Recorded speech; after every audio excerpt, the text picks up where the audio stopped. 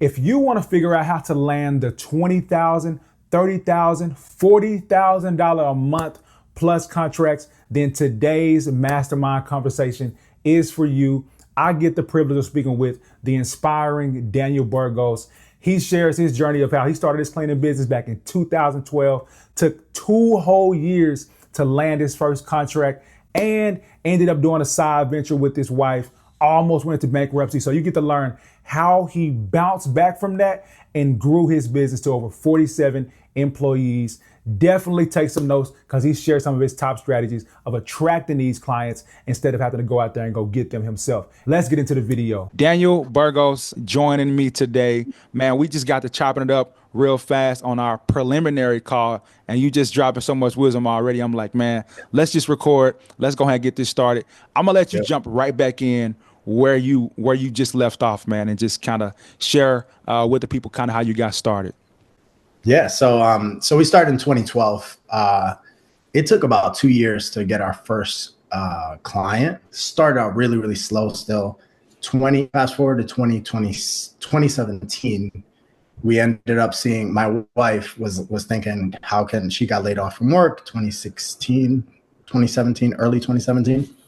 So she saw a Facebook post that basically was saying how to start and grow a business, so on and so forth. It was basically an MLM, and went to a sales seminar, got sold into the higher end ticket. It was like 10 grand. We didn't have any of that money.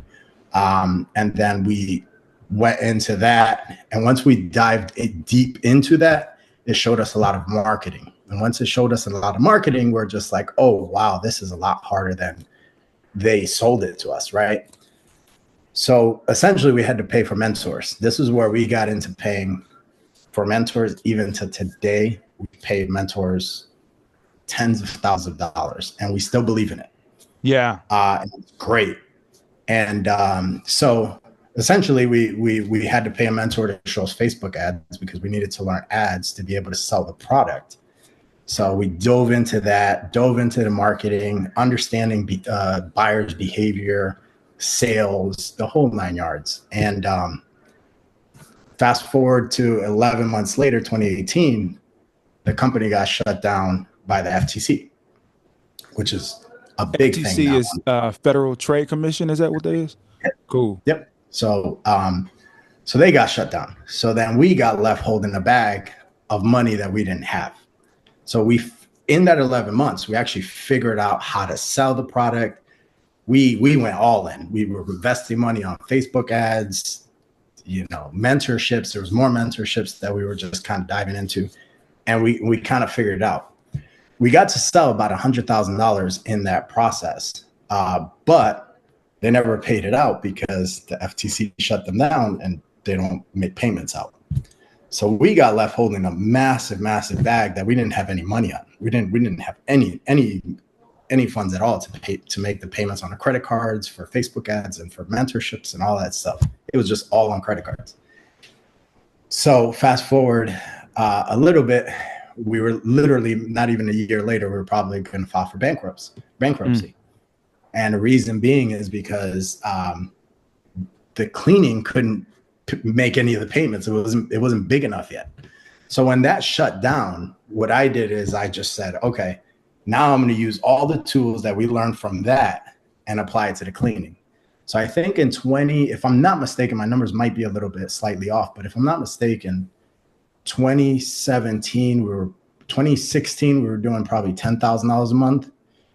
2017, we were probably doing about 20 a month. And then 2018, and I literally put some funds into it, just said, all right, we got to make this work. I think we got till about 40 or 50 a month. And okay. That got us, that was putting all the marketing strategies, everything in place, new website, landing pages, Right. Okay. So your wife, she did the thing with the MLM group, selling the product. And then during that time spent, y'all both did.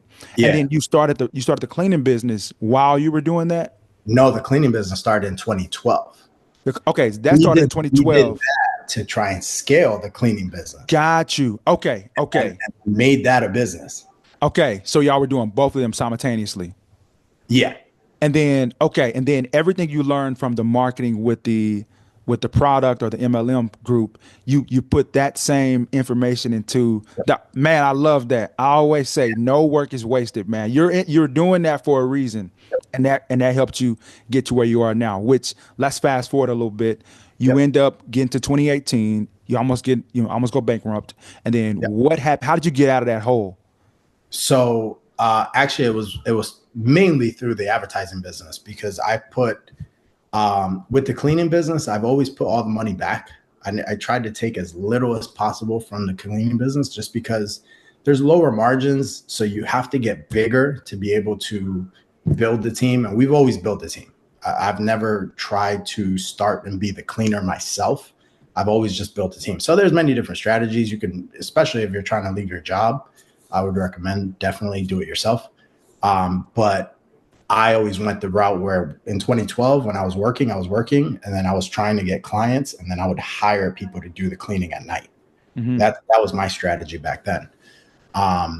So I just kind of brought that in, just kind of kept that same philosophy and built the team, and just makes it a little bit easier for me.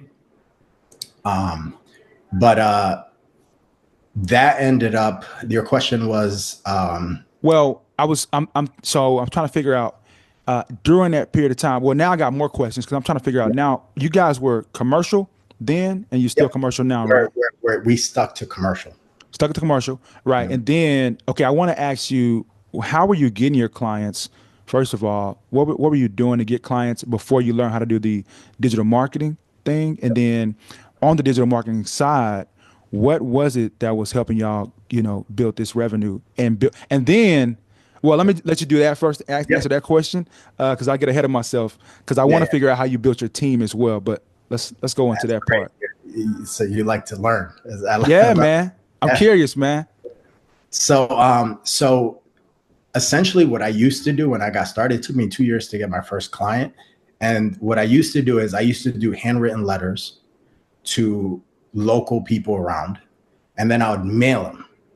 I would literally mail it to them. And I still keep the envelopes. I designed on one of those websites where you can make envelopes, and I would do like a gold one, and I would put a handwritten letter and I'll send it to them. And people would literally call me and probably not even take my service. Someone used to say, we just love this. And the local person writing a letter, it's awesome. And got a couple small clients, maybe once a week clients from that. And then that was mainly that. Then I started learning about the Google My Business and really started promoting that just ridiculously. I just lived on that. Then that was like our process for the first 5 years. I mean, slow moving, inconsistent call volumes, figuring out pricing, figuring out clients, figuring out walkthroughs, closing rates, and all of that stuff. So that was our process. And like I said, I think up until 2016, we were doing about 10,000 a month. So less than that, even prior to. So that was kind of that situation there. So then after we learned a lot of the marketing side, that's when it really started to scale up quite a bit. Got you. Okay. So you were doing it just cold outreach or whatever. And then you got the Google My Business going.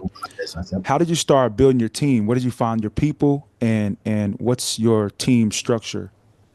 So at the time I used to use Indeed.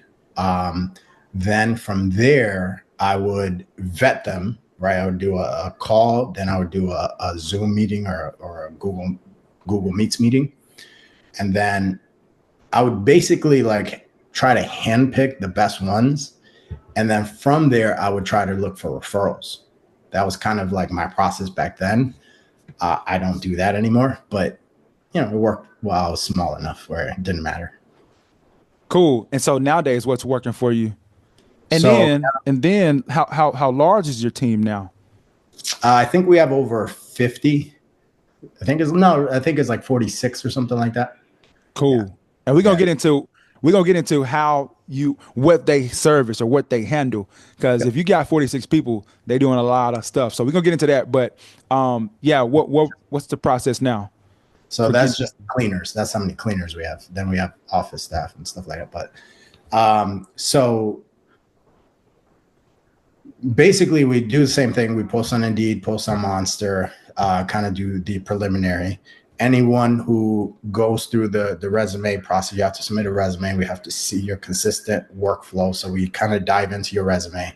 We make sure that you're not hopping from cleaning company to cleaning company to cleaning company. And we want to see some stability. Perfect example, we just hired a new area supervisor, started yesterday, I think it was. And she was 20 years working at a cleaning company in a university, right? And Nice. supervisor. So she's 20 years, she's still there. She just works part-time at night for us. So that person came in, we vetted her, 3 weeks ago, maybe. So we go through that process. So then once they go through the resume, so once my team, my HR goes through their resume, dials in the perfect person, she sends to our operations manager and myself, because I still get involved a little bit on the hiring side of things. And that's mainly because I'm micromanaging a little bit of the hiring side of things as far as managers or supervisors. I don't do any of the cleaners, but just for precautions, right? I like it. There's been a lot of experience with hiring bad people, or not necessarily bad people, but just unqualified people or people who have other vested interests. So so I still kind of like see. So anybody that comes in that way, so our HR sends them a text message. Some don't reply. When they don't reply, obviously that's a no-go. Some do. They jump on a call with her, a phone call. Once they jump on that call, she vets them. If they pass her, questionnaires, then she'll forward me, myself and our operations manager, the resume. Then she'll set up a Google Meets call. We'll jump on that Google Meets call. Usually most people would already left by then, or they just wouldn't go through that whole entire process. And then if they do, generally they're going to be a good fit. Mm-hmm. And a lot of people fall through those cracks in between that. So that's kind of our process now. I understand it. So what exactly are you delegating to your operations manager? And I guess well, I guess you got these different tiers, but what are you handling for the most part? I know you said your personality in the sales, you're still heavy in the sales, which I love that too. But what are you delegating to an operations manager? If someone was to say, "Hey, I need an operations manager right now," what's your first thing you're giving to them, and kind of what's the level of control they get? So they manage pretty much all our operations. So they have a bunch of on-site leads or on-site supervisors. So that's their team. So right now, our operation manager, I believe, has about 5 or 6 supervisors and leads underneath him, including the 2 night supervisors that we have, area supervisors. And that's mainly what he manages. So he manages the customers, he manages the projects that we get for any buildings, construction cleans, and yeah, that's pretty much. So he manages everything. And so he's probably full time. Yeah, he's full time. Yeah. Got it. Yep. Awesome, man. Awesome. That's cool. Yep. So I want to get into what you're doing nowadays too. You didn't do any residential, but you got some construction cleans, and you do, well, I guess that's every now and then probably, but for the most part, you definitely do, what is it, a warehouse or manufacturing? What is that big one that you got? So we do. So for context for the audience, when we started, we took people's advice and they said, "Hey, do everything." So we did, leave no money on the table. So we did. That drove me crazy. You can't be everything for everybody. It just doesn't make sense. You need structure. Mm-hmm. So the first person that I always credit is Dan Labrick, I think it is, from Clean Guru. He structured me so well, because watching his YouTube videos back then was huge. He was saying, I bought into a cleaning company. They did venues, events, churches, restaurants, movie theaters. And I know a lot of people watching this are just hearing those things and they're just cringing because I've been there. So the first account that we ever got was actually a restaurant, I believe it was.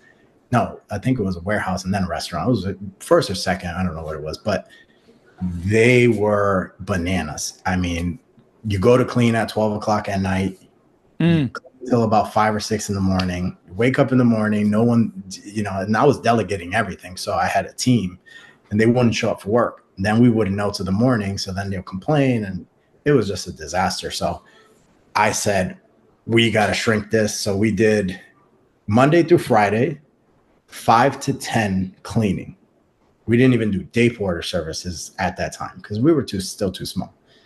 But that structured my business and it allowed me to rest on the weekends where I didn't have to have the stress of like a customer calling or all of the headaches that come with this business. So that structured me. And then I also just said, okay, so Monday through Friday, 5 to 10, office clean, medical cleaning, and generally that was kind of like it. We didn't do restaurants anymore. We didn't do residential. We didn't do movie theaters. We didn't do events. We didn't do nothing. So that's how we got started. It structured my business so well where I was just pretty much hands off since that time. And then fast forward to as we got bigger, then we started doing medical a lot more.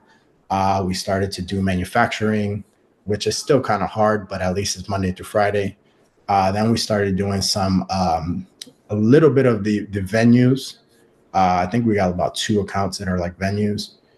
And then outdoor malls, which I wouldn't recommend if you're starting out and you don't have a team. The only reason I have those even now is because I have a team that handles all that. So that's what does the outdoor mall consist? Like, what do they do? What do y'all do out there? In the outlets. So we got outlets. We're actually more than likely, I think we're closing on an account that's actually in Massachusetts and New Hampshire and, or Maine. No, and you're in Hartford, Connecticut. We're in Hartford, Connecticut. Yeah. So, we currently we're working all day. So they open at 10 where they're at about 9. They close at 9 or I think during the winter time they close at 6, but usually in the summer they close at 9. So we're there till 10 o'clock at night. We're doing restrooms, garbage, maintaining the facility, power washing all the bathrooms, making sure they're clean and sterile. Yeah. Nice, man. Nice. That's one niche that I never really thought about. But I absolutely see people in there cleaning. So yeah, man, that makes a lot of sense. Okay. And so now the big one, if you don't mind sharing that one, man, that the big manufacturing, I guess plant or what is it that you just told me about? Manufacturing. So they have offices, warehouses, storage facilities, but yeah, training centers. Cool. And this is what I would call a whale. This is a large account. And you have how many people working at that one? I think we have 9 full-timers, I think it is. Got you. And this is something that they're there all day. You got day porters? Yep. Day porters. 3 to 11 is the latest shift. Cool. And then you made that shift to doing stuff like that after you got it figured out with the 5, because I like to kind of do it like that as well. My structure is from 5 to 10, somewhere around there, 5 to 11. We started out, we used to have dialysis clinics and they worked on Saturdays as well. Had to kind of think about that. And I started out doing a lot of cleaning myself. So to hear you, and then I transitioned into, and I kind of do recommend people learn the business, like learn what they got to do. But however it works out, man, it seems like you got it down pretty good. But so, okay. So nowadays how did you get this big one? How are you landing these whales, I would say? So it kind of ties back into the advertising. When we learned everything on that side of things, then I started going really, really heavy on website rebuild, SEO. I started my SEO in 2018, and I set it and forget it. I just paid them every single month and just existed, like just pretended like they weren't there. So that helped our organic tremendously. I mean, we're getting a lot of traffic on our website just organically from that, because I've been consistently doing it since 2018. And by SEO, Google My Business is obviously a strategy of SEO. Also backlinking blogs. If you go to our website, you can see all of our blogs. And yeah, so we started doing that. And over the course of time, bigger clients started reaching out to us because they saw us as an authority in the space. Also, most importantly, when you're starting out, I cannot stress enough to not confuse your audience. That's why being structured in your niche is important. If you're a residential cleaner, I would personally recommend, and there's many different ways to do things. It's just my personal opinion, and this is what I'm doing. So we also have an MRI cleaning company that we just started January 1st. New site, new separate. It looks like you wouldn't even tie the two businesses together, right? So I would recommend do a new site or a landing page. I love landing pages because they're pretty affordable and you can just check all the data. ClickFunnels is who I use. Actually, Go High. We switched from ClickFunnels to Go High Level, but that is so important, because if your audience of commercial cleaners sees that you're a residential, more than likely not even going to call you. They might visit your site, but they're not going to call you. So just separating that is huge. That's big, man. I'm glad you said that. And I talk about the power of perception so much. If they perceive you as this kind of company, and it, say for instance, a dentist office got to your website or your Google, Right. and you have a bunch of residential stuff on there or whatever, they're immediately going to think, oh, that would be great if I needed my house cleaned, Right. Right. but we need this office cleaned. So that's a great point right there. I think when I first started, man, I had some of everything on there, but here lately, that's one thing that I start honing in on. It's like presenting myself as this commercial cleaning service. So I'm Right. glad you said that. So going back, let's dive deeper into that perception thing. Right. By the way, what would you recommend someone do if they're just getting started and they don't necessarily have these offices to start cleaning? Would you take stock photos, or like how would you start to build your brand and your perception online? So what I would do is I would actually take pictures of myself or someone cleaning. Stock pictures are huge. I use stock pictures even to today, just because my team doesn't do high quality pictures and stuff like that. So we still use stock photos. I don't think so. That helps. That definitely, the perception of it helps. I think more importantly is just diving directly into who your target customer is. Avatar, we say it in marketing, but you dive into that and you hone in on it. So having a lot of, like, if you're in a commercial space, having a lot of buildings, pictures of buildings, your guys cleaning in there, you're cleaning in there. It doesn't matter what kind of pictures you take. If you're in residential, same thing. A lot of photos, a lot of videos, a lot of maybe you talking about your cleaners and different things like that. Awesome. Okay, cool, man. I just got an idea. I wanna walk through real quick. Somebody get a call from one of these, well, let's just call it a whale type of Right. client, right? How do you handle this? What are you doing? I guess it takes a minute to kind of gain your composure. After a while, you're like, oh, this could be a big one. What are you doing? What's the next steps, man? So I used to always get excited. Most of them, actually make website inquiries. I don't. Some of them do call, and it depends what you classify as a well client. Because I don't. If it's 10,000 a month, I don't consider it like a big client. But just depends. So if we get a call, we generally, they have everything that they need. They just need somebody to come out and meet with them. So you'll go do a walkthrough with them in their building. Generally, I don't think they do walkthroughs. A lot of those whale clients, if you're considering 20, 30, 40, $50,000 a month or beyond, it's normally like a feel out meeting, right? This whale client, it took us about 10 months and maybe 7 meetings to be able to start from start to finish. So it took a long time.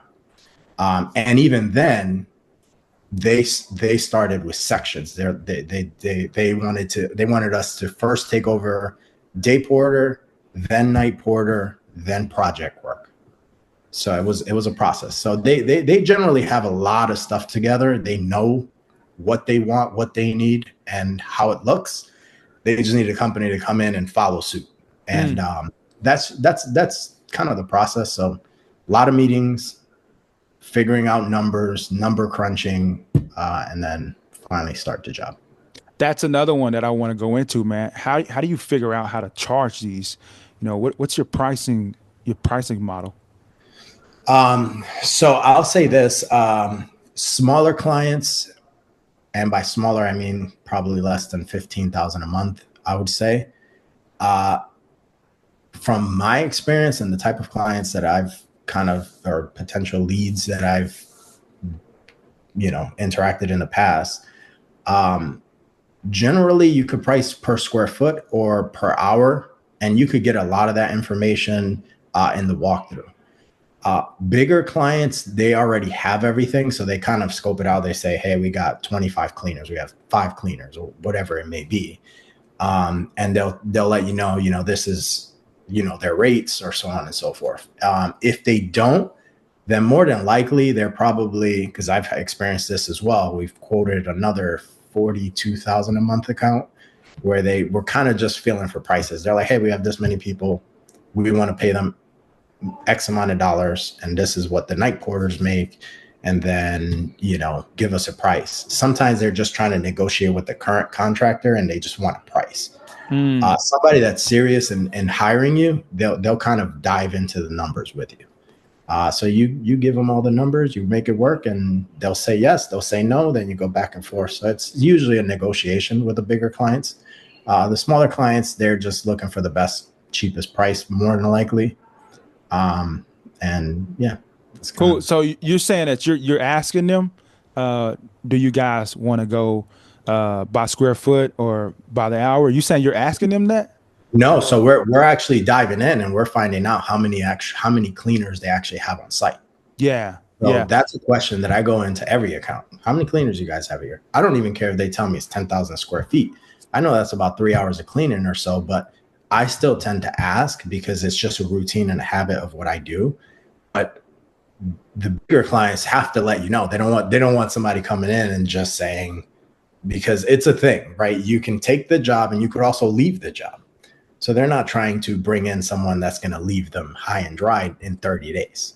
So it's usually, we have 10 cleaners, we have 8 cleaners, we have 12 cleaners, whatever the case may be, is a rule of thumb. And then from there, you can figure out, okay, based on square footage, they have this many cleaners. This is roughly the amount of hours they have. And with this particular well client, they let us know, no, we have X amount of hours. This is what we're paying for. So, got you. Yeah. Okay.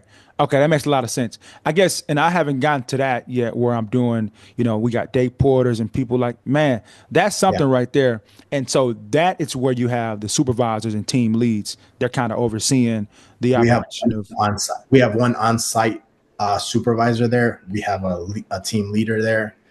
And then we have our external supervisor managers. Yep. Got you. Okay. And I like to say too, those day porter, whenever there's a building that people are cleaning in, where there's people actually working there, those are kind of self-governed. That's kind of, I had a what do you call it? A VA clinic. This was a federal building. So they don't allow us to get keys and come in there in the nighttime. Right. So they would force us to have somebody there. And so I would have a cleaner there, and I really didn't have to think about them because it was self-governed. I was cool with the staff. I knew if something happened, I was getting a phone call or an email one of the ladies in there. So anyway, great points right there, man. What would you say? What would you say was one of the biggest challenges for you as you were breaking into, I guess, besides the situation where you and your wife had that big, loss with the company that y'all are working with, but what would you say was one of your biggest challenges, man, and kind of something you could give to the people if they are struggling to stay consistent, they want to break out of their job, but it's not, they're not gaining traction, kind of some encouragement? The best advice I could say is work on your Google My Business and Facebook, and also Instagram. Maybe if you're using Instagram, post consistently, because it may take time, but the more consistency you can develop, it's going to pay off in the long term. It's hard in the beginning because usually we probably don't have the funds to build it, and then also don't have the time because we have to work. So you're kind of working against the grain. So the only thing you can possibly do is be consistent over the course of some time, and post and reach out during. I saw a video that you posted where you're saying during your lunch break, during, at night when you're out of work. Like, that is huge, because that's really where you're going to get your consistency from, and your clients that will pay for you to get out of your job. So Absolutely. yeah, that's the best advice. And then for those that have some funds, I mean, obviously you can start getting into advertising, hiring a SEO company, Google ads, start being consistent with Google ads. If you're in residential, Facebook ads, This is a good point. I want to go into that too a little bit, because that's what your wife does that, or Yeah. you do that. My Your wife. wife do that. Yeah. Okay, cool. So how would you? Because here's the thing, you hear about the ads and everything. How would you vet an ad agency? How do you know that they're doing, they're doing what they're supposed to do and this thing is working? How do you know? What do you kind of look for? If I'm a beginner looking to get into some ads, like, what's the questions I should ask? What am I looking for? So first, as an agency, they should definitely have the numbers set up. So they should give you either a spreadsheet or a document that shows your click-through rates and your ROAS. This is how many people we got, so on and so forth, all of the numbers. And when you understand those, and a good agency will walk through those numbers with you, because I don't expect everyone to know what everything is, but a good agency will walk through those numbers, and they'll explain click-through rates. They'll explain everything. And when they explain that, you need to look at that on a day-to-day basis. And when you see that, generally that resorts to calls on your phone, right? Mm-hmm. And walkthroughs. Then you understand, okay, this is working. And then from there, you do a comparison. Okay, this week was more than last week. And then the following week was more than the previous week. So then you start developing that consistency. And then obviously the walkthroughs come, and then the clients come. So it should generally start with the numbers, and then you'll start feeling the workload. If a company is just saying, hey, we work with a lot of cleaning companies and we help them build, there's a lot of them, by the way. I've seen all sorts of them. And that's what they're going to do. And they say, hey, we charge you whatever they may charge you, $1,000, $2,000 a month, or whatever it is. Then if they don't give you no context, I wouldn't trust them. And then also case studies are huge. Look at case studies. Let me see what clients you have worked with that specifically based on your ads or your strategy have worked. Yelp strategies or Google strategies or Facebook, so on and so forth. So case studies, make sure when you do your initial meeting with them, they're talking about the numbers. This is how we do all of our metrics, our statistics, and go from there. Nice. Okay, cool, man. I love that a lot. I want to pull this thread a little bit too. You said ROAS, right? Explain to me what that is. I've heard about it. I got a brief idea of what that is, but kind of go into that. It's return on ad spend. So Got you. basically, if you put in $1, what's your dollar? How much are you getting back? $1, cents, $2, $3, so on and so forth. Cool. And That's the bottom number. That's the number you have to know.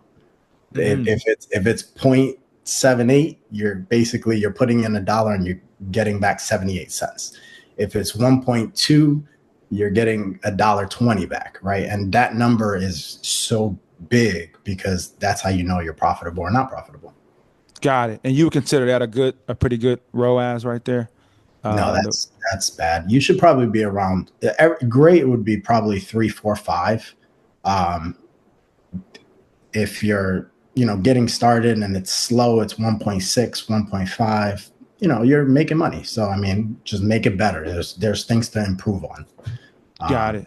Yeah. Got it. Generally at scale. Yeah, 2, 3. If you're in the beginning stages where you got everything rolling, 4. Something like that would be phenomenal. But generally 2 to 3. Cool. I'm glad you said that too. You got everything rolling. What is it that the cleaning business owner is doing on their end, and kind of to what extent, like, what are you guys doing when if we were to go get an ad agency to help us out, what are we expecting from them, and what's our part to doing that? Generally, the more content you can provide them, the better. So static images, your cleaners, videos of your cleaners, all of that is generally what you should be providing them. I will say, and if anybody has figured out Facebook ads for commercial, and I'm not talking about retargeting, I'm talking about specifically figured out how to get a return on your Facebook ads, I would love to speak with anybody because we haven't figured that out. We have done some retargeting with our email list and stuff like that because people are on Facebook, but Facebook is disruptive marketing. So you have to kind of persuade them to buy. And usually our client is working till 5 and they don't want to bother with all that stuff. So we haven't figured out Facebook ads on the commercial side. For residential, I mean, you should be on Facebook killing it because that's your audience. On Google I loved it a couple years ago where they started putting the images on Google where you couldn't do that on ads before. Now you can. They started a few years ago and I started putting my face all over those ads, by the way. I self-promote myself like you wouldn't believe. So a lot of static images, maybe videos. If you're on the commercial side, it would have to be just images. But run them on Facebook and Instagram and whatever other channels you guys use. Got you. And I'm right there with you on the commercial for Facebook, man. It's a little bit more challenging. I think that, the residential side works best because you got just more, I would say, casual people on there kind of hanging out. And I guess the more professional people will be on LinkedIn. I get asked about LinkedIn all the time. What's your idea of LinkedIn? I mean, what's what I'm looking for? What's your opinion of LinkedIn and marketing on LinkedIn? I haven't figured out the LinkedIn marketing yet. I haven't found a good LinkedIn advertising agency or person. I love the idea though. I'm definitely connected with a lot of people on LinkedIn that are my target audience. So we do post on our company page there often, and I promote it on my personal page. But it's definitely something to grow into for us on LinkedIn. Also, Yahoo and Bing are huge. Or Bing and Yahoo, I believe it is. They're huge as well. There's some. What do you mean? What do you mean as far as like setting up a page, or what do you mean? Like just advertising in general. Okay. Bing, Yahoo. There's a lot of older people that still use that, and those people are top of those companies that we're looking for. So also demographic fits into that. And so when you're making these posts, man, you're just basically, you got a photo and you got some copy. What's just a general like blanket type of like statement and what are you putting on there? What are you what's the message you're trying to get across on these ads? If I were to do something like set up a Yahoo right now, what am I looking to do and say? So On Facebook, it's definitely very important. On Google, mainly what I'm trying to do and get out of is get out of like Google side or Yahoo Bing is I want them to see my ad up top and then my local search in the middle and then my SEO ranked top in that first page. So when a client comes in on Google and says commercial cleaners or commercial cleaning company, they'll see my ad. They'll scroll down a little bit because they'll probably just skip it where it's like, I don't want to deal with that. Then they'll go to the local maps. They'll see my name there too. And then they'll go scroll down and they'll probably skip that and then try to look for a website. Then they'll see my website. So there's 3 touch points that I'm hitting them in the first page. That's why we get a lot of calls. We get a lot of walkthroughs. Very nice. So that's just my strategy to it. So we just on the message board is very simple. 3 to 5 day a week cleaning. We don't do weeklies. We don't do twice a week. We slowly hone in on our client and we say 3 to 5 day a week cleaning. We do day porter, night porter services because that's what we do now. But we say 3 to 5 days, reach out to us or something very, very simple. And it'll probably have an image of myself or our company or our team, something along those lines. Man, that's genius. So to make all this full circle, from the time your wife was doing the business with the whatever that was, and that helped y'all get into this. Now you learn how to do that, and that's kind of what y'all do on y'all's ad agency side. Yeah.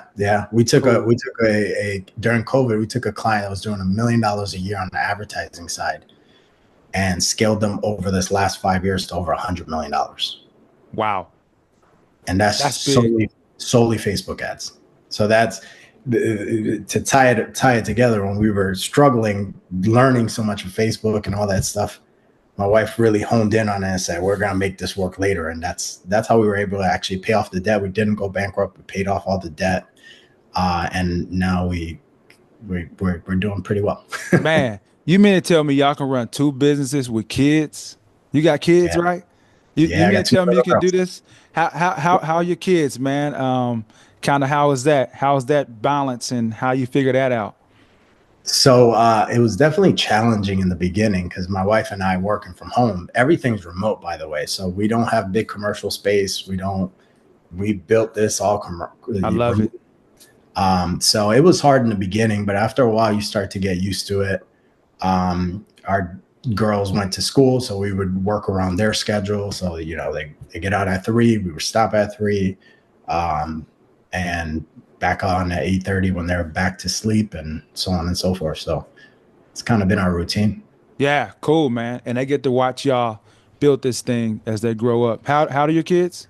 So my daughter is 11, and my youngest daughter is 8, and we actually take them everywhere. Awesome. So they've been to Meta, they've been to San Francisco, they've been to everywhere we go, we take them. That's awesome, man. Yeah. That's awesome. Very, very cool, man. I want to tell you, thank you so much, man, for getting on this impromptu podcast with me, because we were supposed to initially just have a chat. Just chop it up a little bit, kind of go over what we're going to talk about.